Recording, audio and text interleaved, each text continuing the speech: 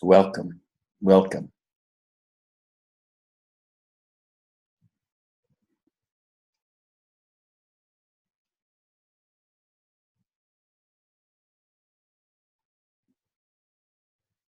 How are you all?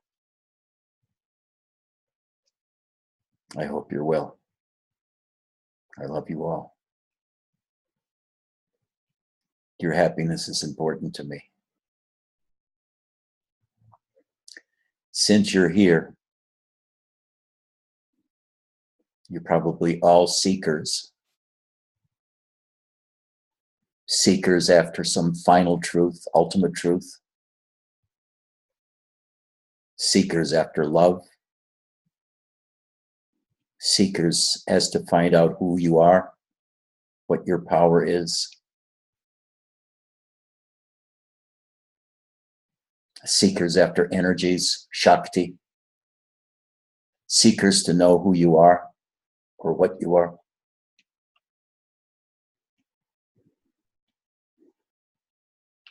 But as I've said many, many times,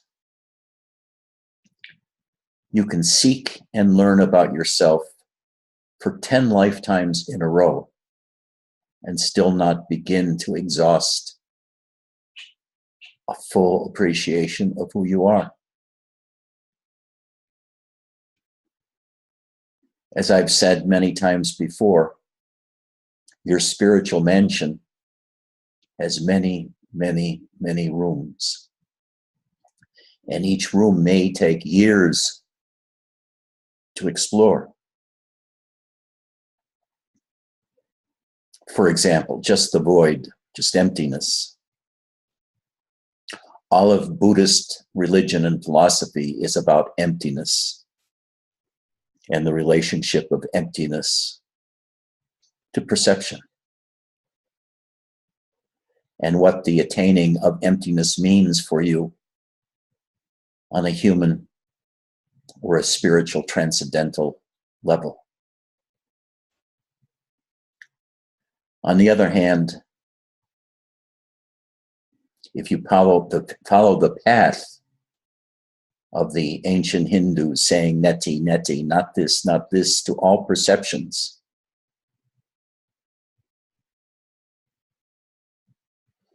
I am not my hand. If my hand were gone, I would still be me. I am not my arm. If my arm would be gone, I would still be me. I am not that chair.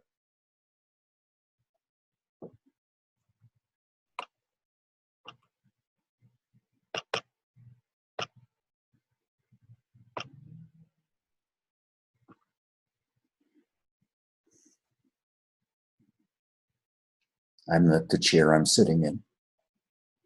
I'm not the wall behind me.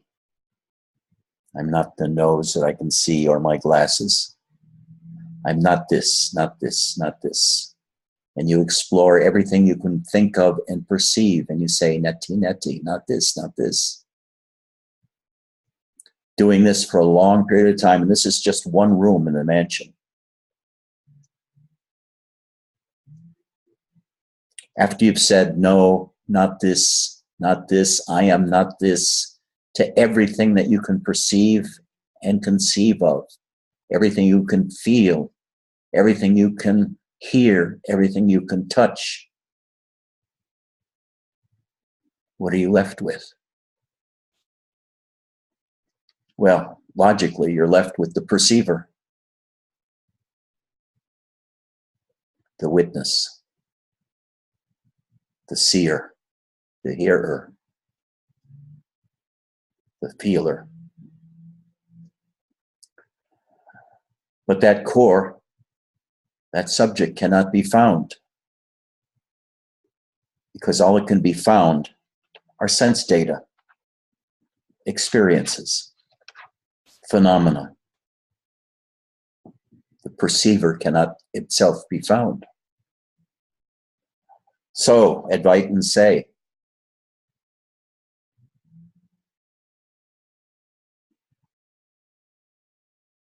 that what you are is beyond the body, beyond the mind, beyond human existence. It's the absolute.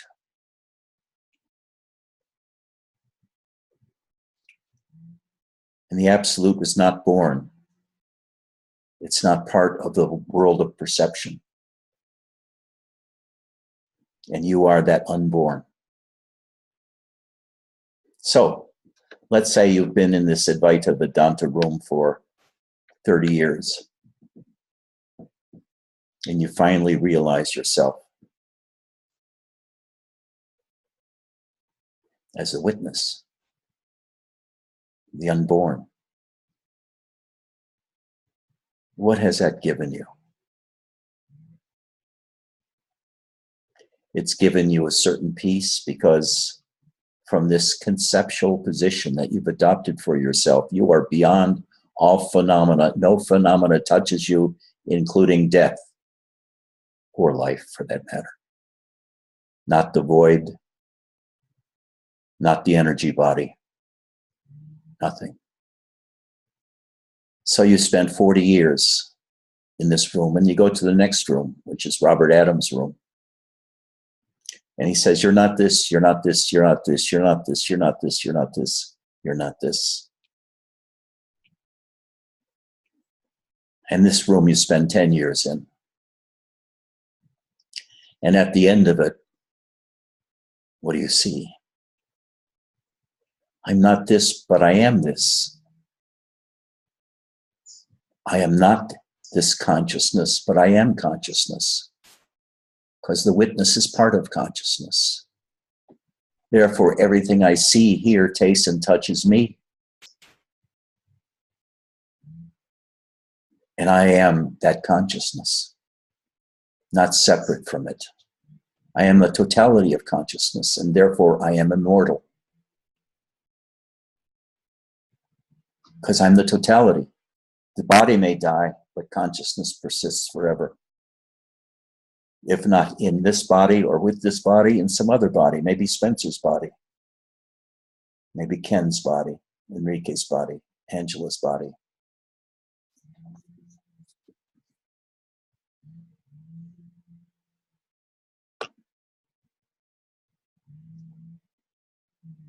And that room you've spent 10 years in. And what has it gotten you? The same thing as the previous room. Peace. Because it's gotten you away from any suffering, any doubt,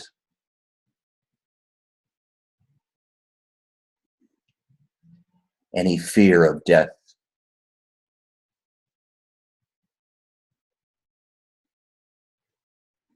And that's what it gets you. But basically, this is a position or spirituality of two things: the perceptual field, what you perceive, and the concept that the perceiver is separate from the perceptual field and is therefore outside of the perceptual field, or with Robert, it's part of the perceptual field. What do these get you? Peace. Max can finally forget about his fucking PhD and his wrecked car.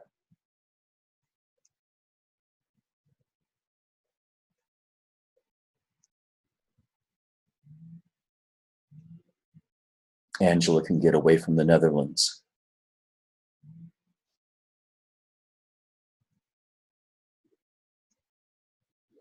Albert can escape Germany and go to a nice place like Vienna and ride the gondolas all day long.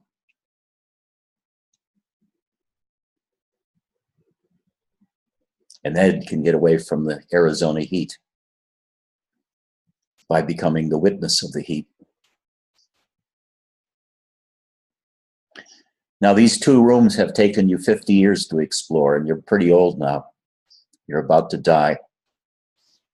And still, you're not satisfied.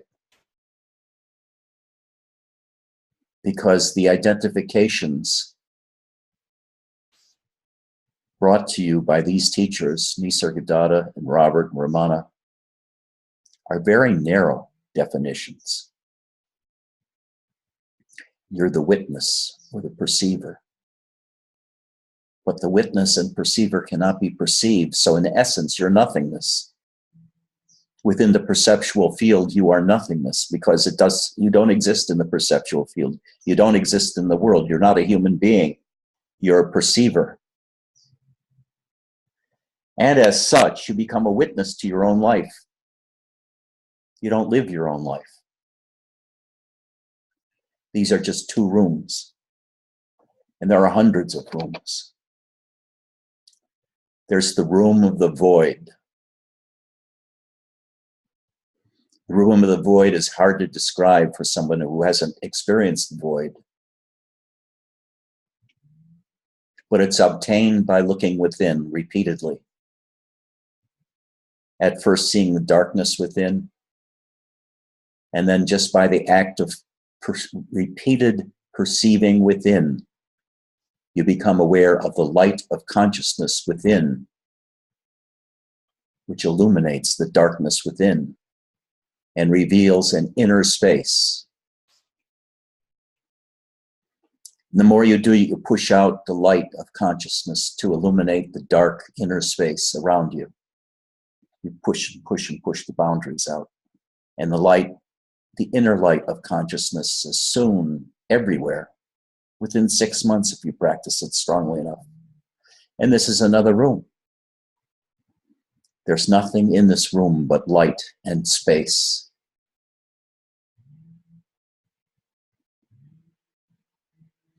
And you carry this room around with you after that to all the other rooms. You carry emptiness with you. You carry the void with you.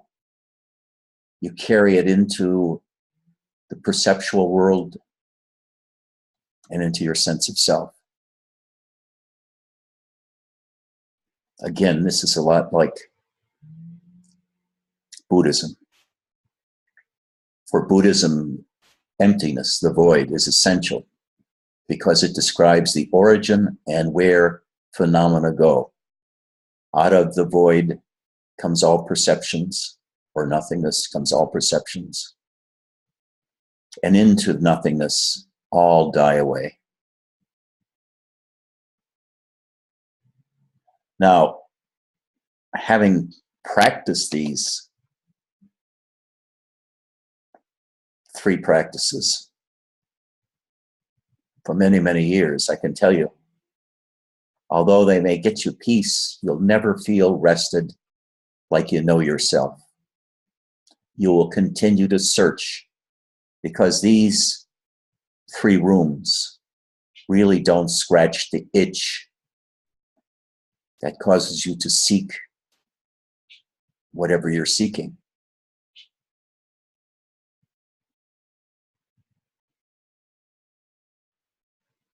But there are several rooms that you can practice, or you can go into, that can satisfy that itch deeply because they're not empty. Buddhism, Advaita Vedanta, Robert Adams, Ramana, Nisargadatta, all take you either to the void, which is experiential, or to nothingness, which is the lack of any experience or perception whatsoever, which is beyond the world, beyond humanity. You attain Robert Adams-hood, you're not human anymore. If you identify with the totality of consciousness, you're not human anymore.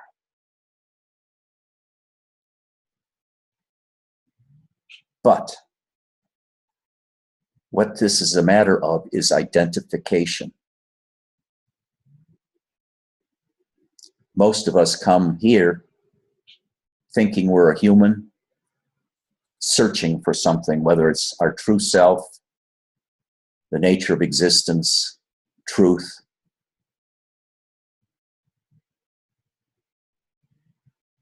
And that search can go on forever. You can find it in Advaita Vedanta and Robert and then say, well, I'm still itching. Is that all that there is? And then you do a two-step over to Nisargadatta, who adds a little flavor on that basic understanding. Maybe then Ramana. But you're still itching because you feel there's something wrong with this solution. It doesn't really see who you are. It sees a certain narrow aspect of who you are, which is consciousness itself, or nothingness, or the perceiver, or the absolute. And it's missing humanity. Same with Buddhism. In Nirvana, you're not human. You're Tathagata, the transcendent, who has gone to the other shore of existence. But what about us? What about the humans that are searching for a better life or who are suffering? Suffering people go to Robert and Nisargadatta, and it gives them a way out. But there's another path for suffering people, which is a path for all people, if they're willing to follow it, which is to really suffer the suffering. It takes you to explore emotions. It takes you to exploring your humanity. It takes you to finding the various energy centers in your body, like your heart, the third eye, your sexuality, your soul, and your gut.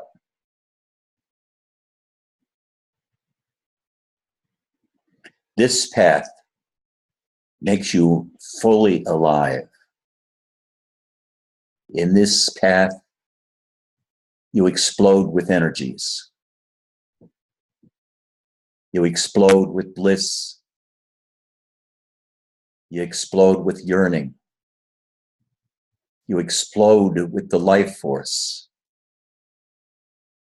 And when you can't stand it anymore, the life force shows itself to you, reveals itself to you, just like Krishna did reveal himself to Arjuna in the Bhagavad Gita.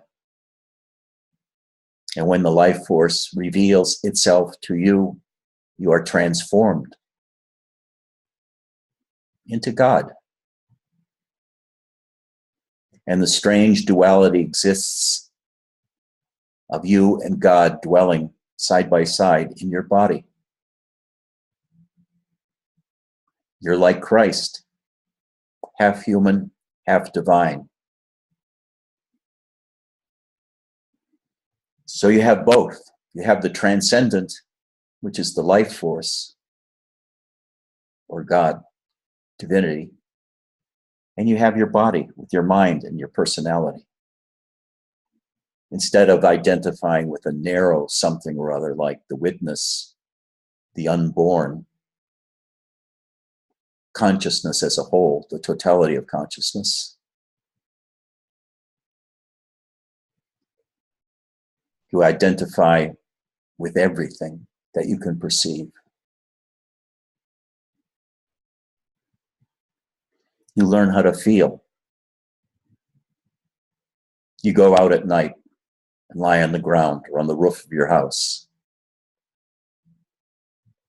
where it's a little cold. Maybe you have a blanket on top of you. And you look up and you see the Milky Way in all its splendor. And you're astounded and you're awed by the distances and the vastness involved. 2 hours later, a fog comes and you can't see anything except the fog around you. With the illumination of streetlights or whatever it is, the moon, which illuminates the fog, and it's an intense white with brightness where the illumination comes from. 2 hours later, lying there, it starts raining. a gentle rain, and you feel the rain on your face, the drops dropping.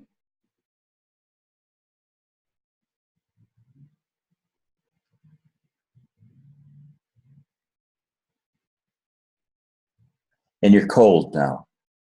Your body feels cold all over, from the tips of your toes to your legs to your thorax, and you start shivering. So you go inside, warm up for a while, then you go onto your computer, check your email, and you get a love letter from your lover, where she or he speaks about how much they miss you, how much they want to be with you, how much they love you, how much their body trembles to be with your touch, how they're exploding in energies themselves now, thinking of you. And you feel happy because you feel loved, knowing someone somewhere loves you.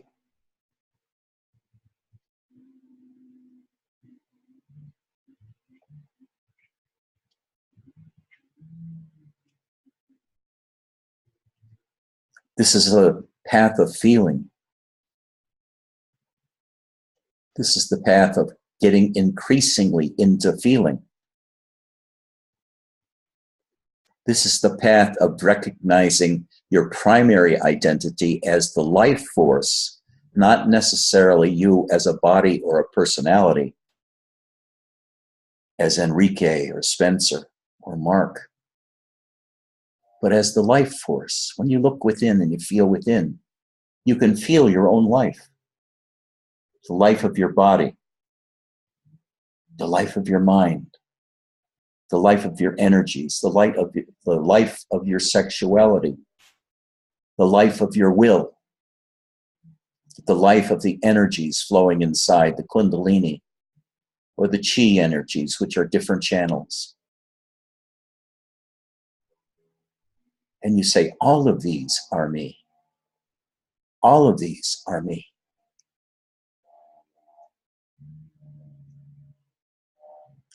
Then you go and read that letter again that your lover sent. She's very detailed. He's very detailed. She says what parts of her body are most affected by the energy of thinking of you. Her heart, her back, her neck, her buttocks, her vagina, her head. All of these have a different feel, a different kind of trembling, a different kind of energy. She feels totally alive as she's writing how she's feeling, or how he's feeling. And you notice how you react. What happens in your body? Does your heart open? Does your genitals open and feel energy? What about in your gut, your heart, where your power is? What about your third eye? Does that open too? Do you see things in the inner world? Do you see energies within yourself? Do you feel the energies rotating within yourself? Do you feel the energies moving up your spine or in the inner part of your body, upwards, in different channels in the spine? Do you feel power in your fingertips? When you concentrate on your hands, do you feel the hands tingling with energies? Because if you can do that, you're just about there, about feeling them throughout your whole body. If you focus on your body, your heart, your gut, your genitals, your breathing, your ass, soon your whole body will shake under the power of attention as more and more of you is revealed to your awareness. I have these energies. I feel bliss. I know that I'm really life itself, not just emptiness, not just the perceiver, not the ultimate, but I'm a living, breathing, hurting, enjoying, pleasured, hurting human being with these vast energies that I can call upon because they're the energies of the life force, which I really am, and are not a limitation of me as being a human being. Me as just a human being cannot experience this, but me as a human being and also recognizing that I am life can begin to go deeper into all my different senses and channels of understanding and of feeling. And I grow and grow and grow and continuously growing. It's a continuous movement of inward and outward exploration of feeling, of emotions, of attachments and desires. And when you begin to feel the entire body of things you are, from tremendous desires to tremendous inner energy, to the energy of breathing, to the energy of lust, to the energy of thinking, of desiring, of having a will. Again, you are way beyond being human.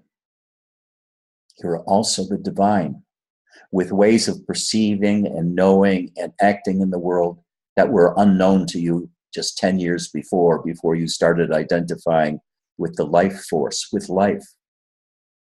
And after you've done this long enough, it's, as Nisargadatta says, it's like the life force is pleased by your efforts and reveals itself to you. And that's real enlightenment.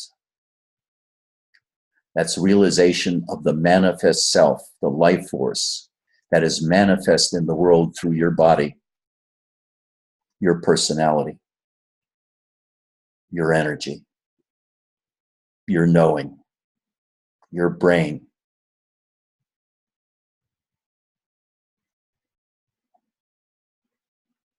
And you recognize your mortality. This flame in you of life is only going to shine for a few decades. Maybe like my mother, almost 100.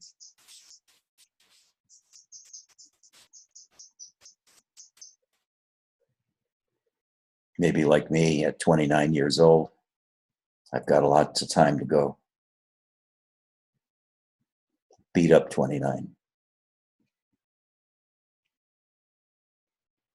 So, which path do you want to take? You want to continue to take path of Robert and Nisargadatta, where you escape suffering but lose your life? Or do you want to take the path of the life force, of energies, Shakti, of sexuality, of feeling, of being a painter, being a musician,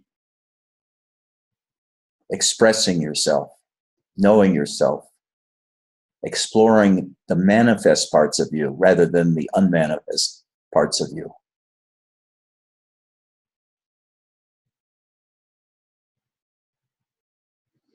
Are there any questions?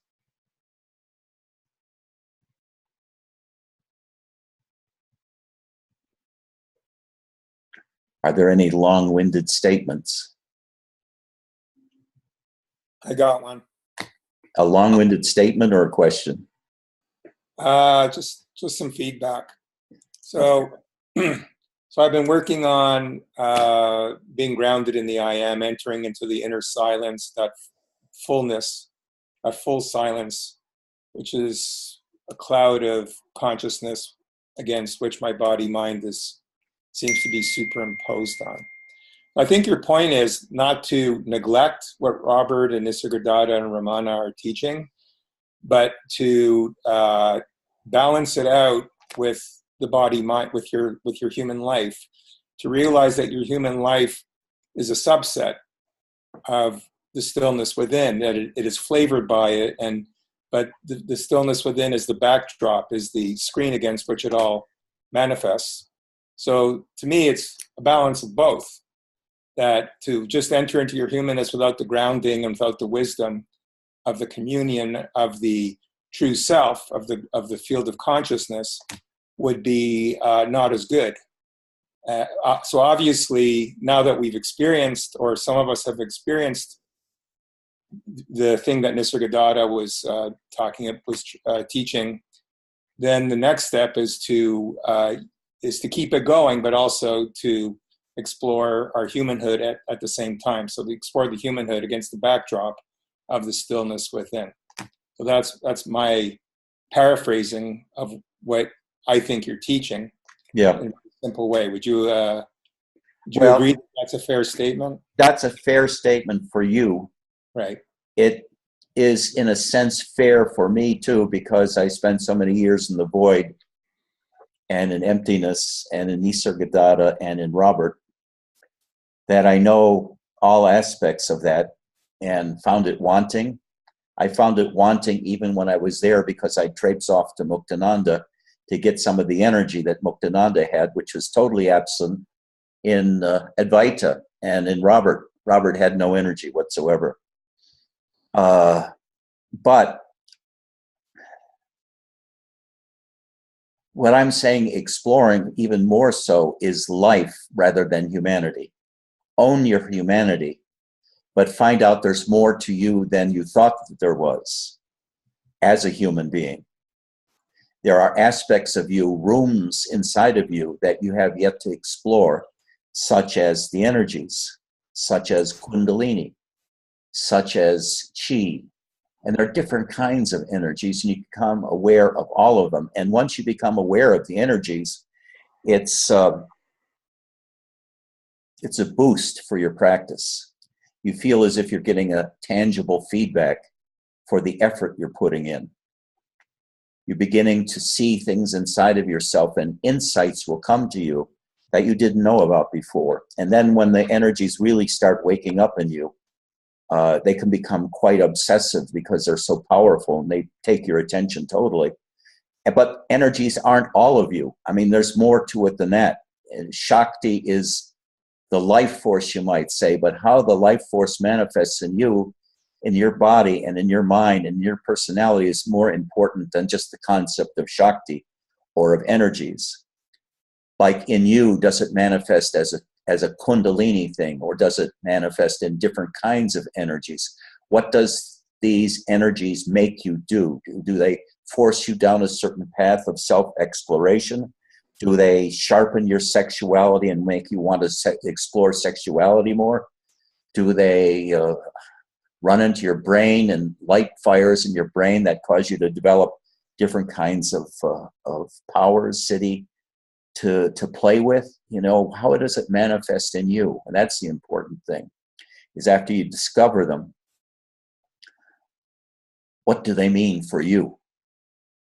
Is it a new dimension for you, or is it something that is being teased out of you, something to be explored? How do you work with your habits? How do you work with your habitual ways of responding? How do you work with the ideas that you've had about yourself and others? All of these change, and they're constantly changing as you develop. It's constant movement.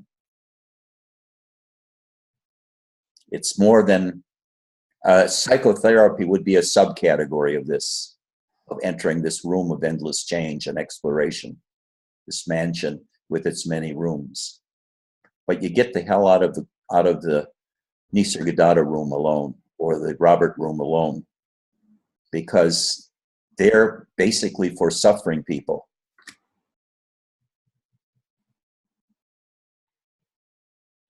Which room are you in, Max?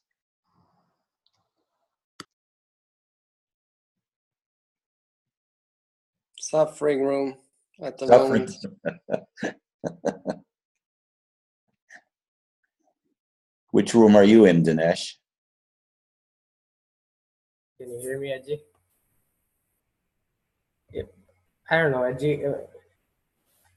to me, I'm kind of, I feel that I am is just part of everything. When I'm angry, or when there's an emotion, that's what I am is at that point in time, and I'm just kind of dive into it. And then there are other times when I am is perfectly silent, and it kind of flows up and down, and I just go with it. That's right.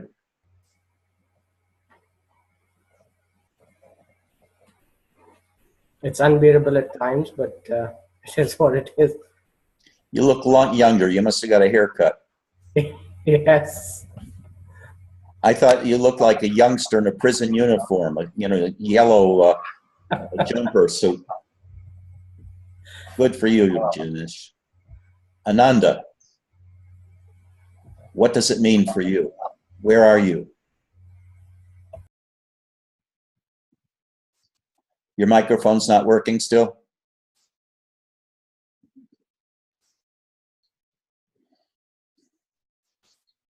Angela, what about you? Where are you? What are you?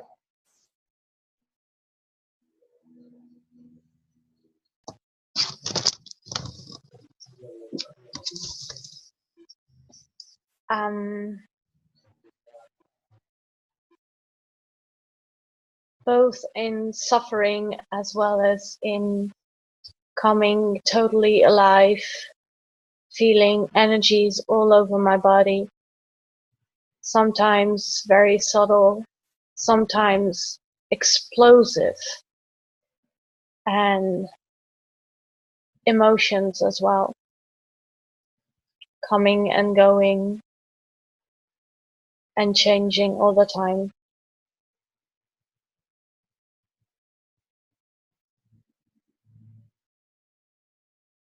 What is it doing to you? What are the energies doing for you?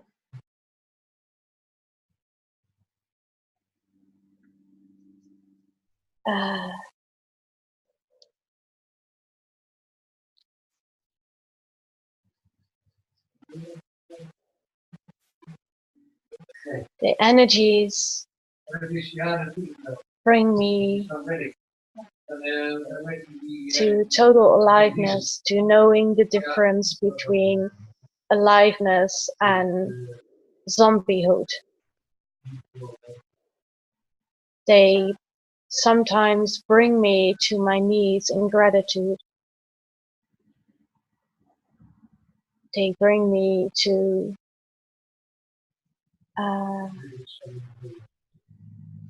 a feeling of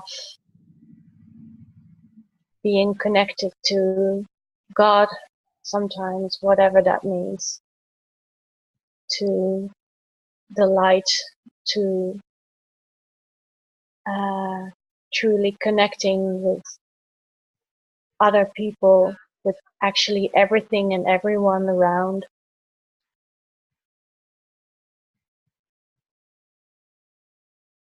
To humbleness. Well, humbleness also has to do with emotions. Yeah, many the emotions and the energies, they really go together. They melt together. So very many of the things I'm mentioning, they're energies and emotions coming together.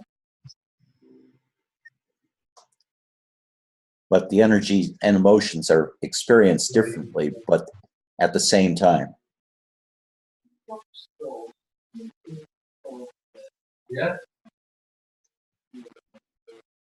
What about you, Enrique?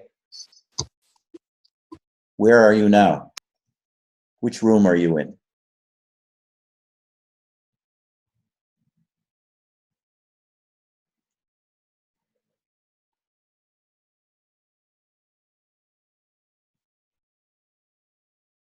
Ken, what room are you in?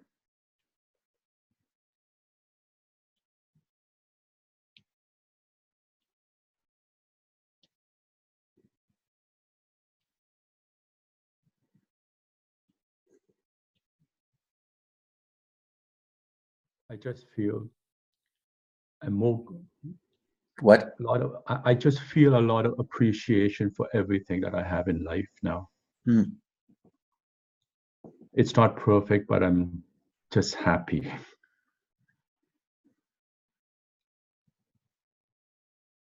Very good. And I am so appreciative of the teachings, not only from you, but from previous teachers that I had before. And I think now I am feeling the teachings more than just mental intelligence. So thank you. Oh, you're welcome. Albert, wo bist du?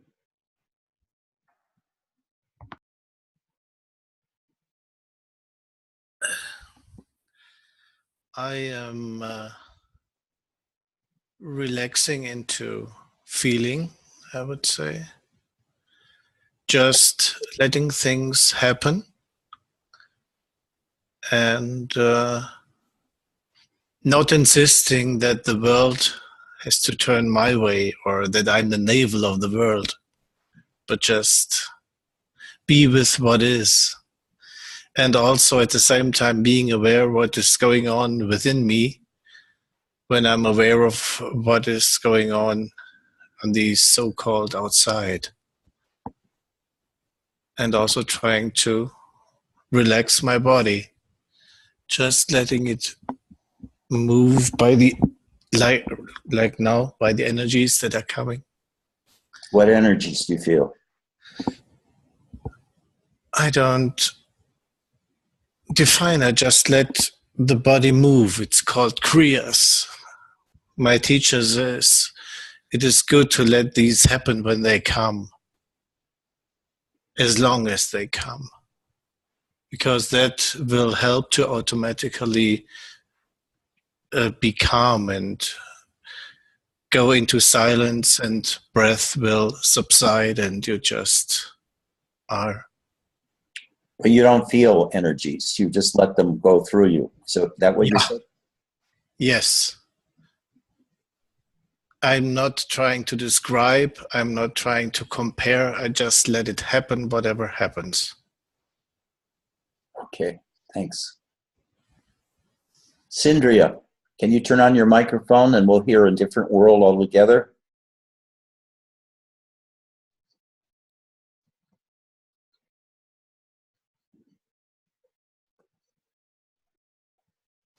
Sindria is shy. What about you, Mark? What room are you in? Which Mark are you referring to? Oh, I've already talked to you. The other Mark. Okay. Cunningham.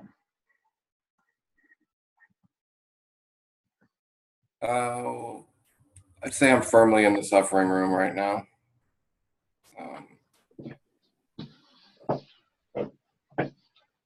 Emotions take me hither and thither all the time.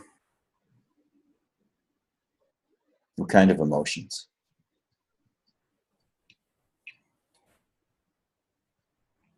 Fear,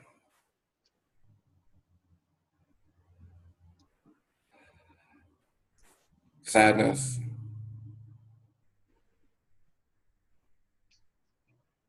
Thoughts of death? what's that? Thoughts of death? Of my own death? Of any death? Oh. Sure. Yeah. Grief? Yes. Loss? Yes. Sadness is a wonderful feeling. It's the closest feeling you can get to that goes all the way to your core. You can ride sadness down into your core by just dropping with it into your body. And it'll take you right near your core. So use that sadness. Drink that sadness. Eat that sadness. Abide with it. Own it as your best friend, because it can become your best friend. I'm really speaking the truth about this. Sadness is the best best emotion to feel, because it can take you so deep into your own self. And in a sense, it's deeper than most kinds of love, but there are certain kinds of love that are just as intense or more intense than sadness. But that's a good place to be, recognizing that and dwelling there, staying there. Feel it in your heart, the sadness. Let it come into your heart. Let it own your heart and your inner being totally, and watch what happens. Watch what happens when the energy is released of the sadness. It'll fill you with bliss.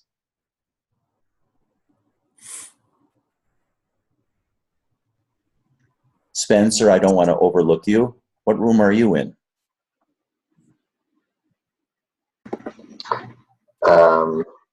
I'm just in the human room, just trying to make a living and interact with other people, and try not to bother them too much, but try not to completely ignore them. What about your inner life? My inner life? Just feeling intensely emotions, sometimes anguish, and other times, sometimes feeling ecstatic,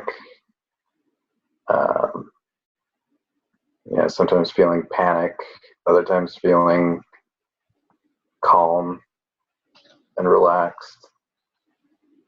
I guess just going back and forth between those things, and mostly feeling emotions that come up with my relationships to other people. How, when somebody does something that disappoints me or says something that disappoints me, or feeling bad when I don't meet somebody else's expectations. That's what I've been feeling and dwelling on a lot. Dwell there. Stay with those emotions. Stay with the feelings. Slow them down.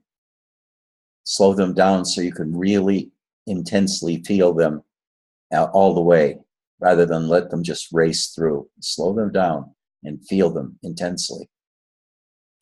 Now, Nathan, I can't pronounce your last name because I can barely see it with these glasses. But how do you say your last name?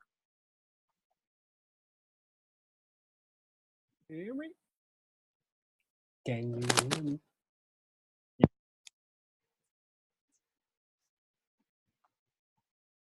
You cannot hear me? Sometimes we can, sometimes we can't. Oh, sorry.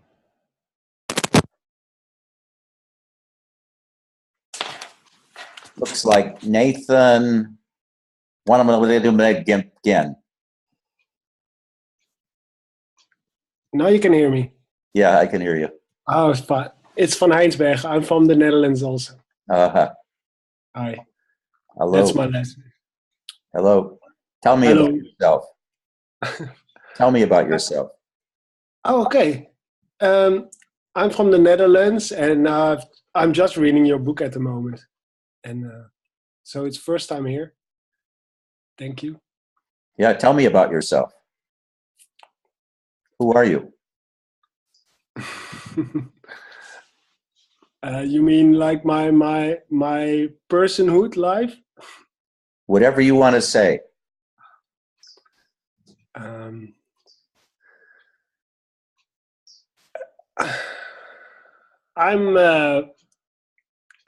I'm finding out a lot of stuff at the moment, and I'm being flipped inside out, outside in, inside out. Sometimes sometimes I'm there, sometimes I'm not there, and yeah. I'm having a lot of interesting experiences. Yeah, I don't know what I should tell about it. Just hang around. Keep coming back. Sure. You'll feel more able to talk the more you come. Yeah. Max, what about you?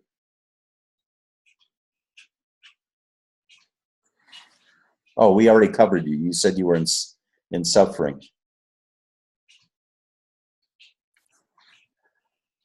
Okay. Any questions? Yeah, I have a question. What can you say about Carl Rogers? And I saw on Facebook you said Robert and Carl Rogers were the most powerful males you'd ever met. But how could Robert be powerful if he didn't have any energy? Or what was it that about him that you considered powerful? And why did you consider Carl Rogers powerful? Robert,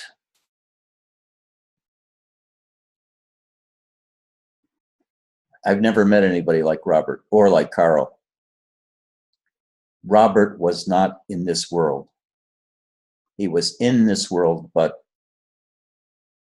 his mind, his attention was not in this world. It was somewhere else, a different dimension, a different feeling altogether.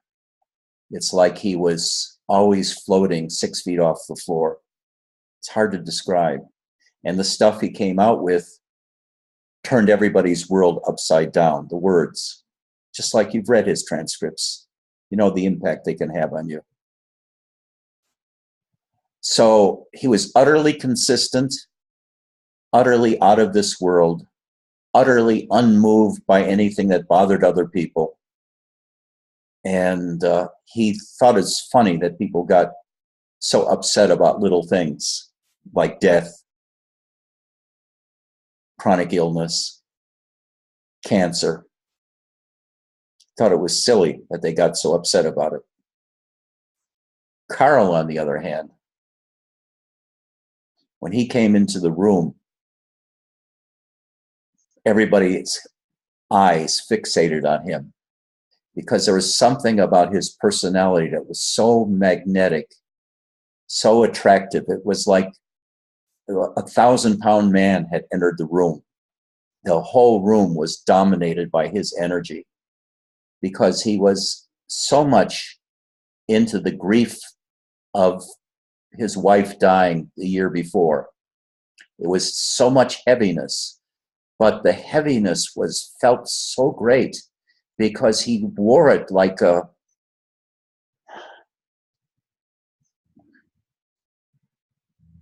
wore it like one would on a cold day, wear 3 blankets around you and being totally comfortable with the 3 blankets. He was totally comfortable with his grief and with his heaviness. And his heaviness affected everybody very deeply, like a bass drum. When it goes off, it shakes your whole body. Or a tuba, when it hits a low note, you could feel it throughout your body. And we could feel his gravity, his depth, by being in the same room with him and listening to his words and watching his body language, watching his face.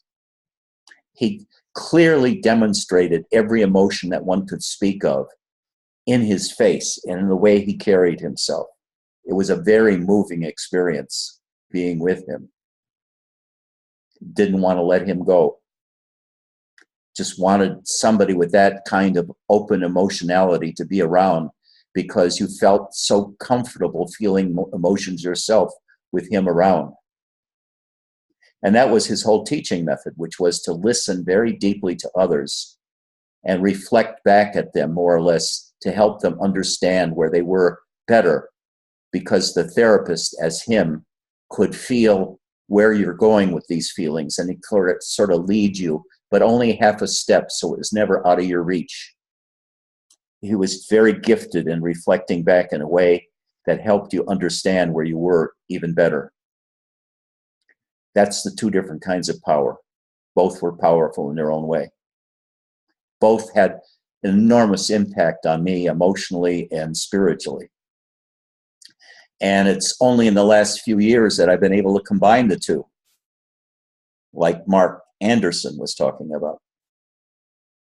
And that is a real reach, to be able to take both of them, to combine both of them.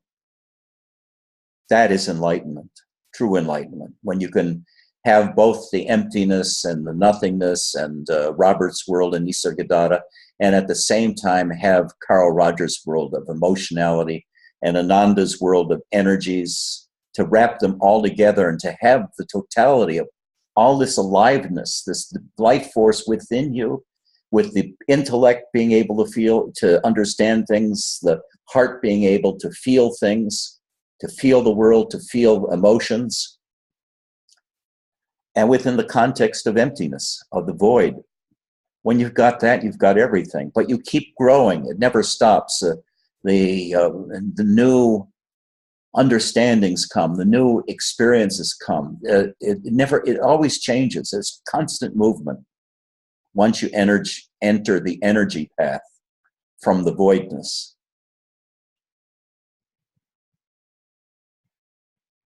Any other questions? Chat. Oh, Sindria. I bet you that's Sindria. Okay, Edgy, can't get Mike to work.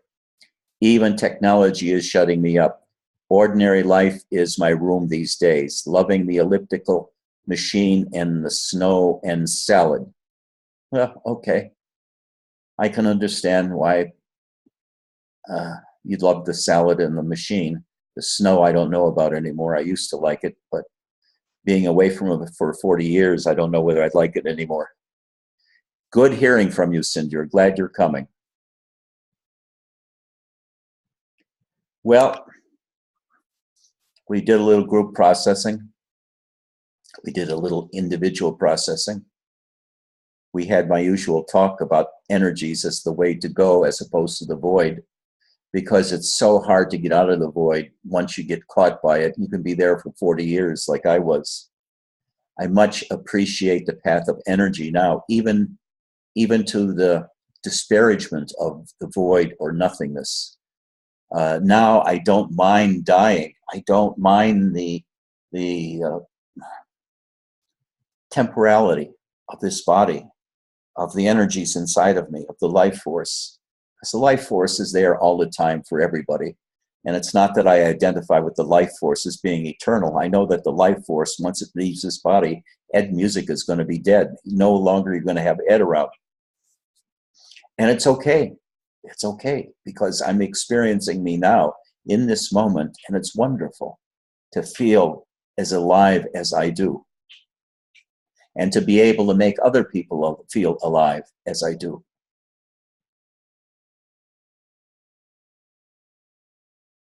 So, why don't you carry on for a while? Talk to each other. Criticize each other.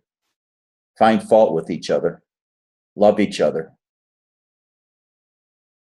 Be happy, and I'll see you next week, same time. Bye-bye.